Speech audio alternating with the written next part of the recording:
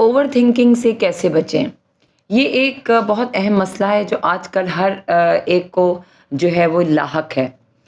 Over thinking سے آپ اس طرح بچ سکتے ہیں کہ آپ ہر بات کو دل پر لینا جو ہے وہ چھوڑ دیجئے۔ آپ اپنے کام سے کام رکھیے، آپ خاموشی اختیار کیجئے، آپ اپنی پلاننگز کو کسی سے شیئر مت کیجئے، آپ پازیٹیو جو ہے وہ سوچیں جو ہے وہ رکھیے۔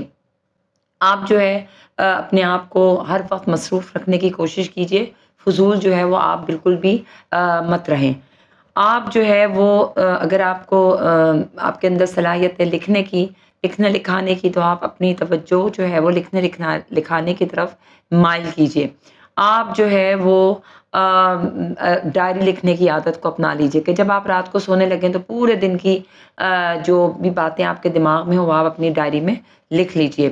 اسی طریقے سے آپ جو ہے وہ روزانہ اپنے کام کی ایک فہرست بنا لیجئے کہ آج مجھے یہ کرنا ہے اور یہ کرنا ہے۔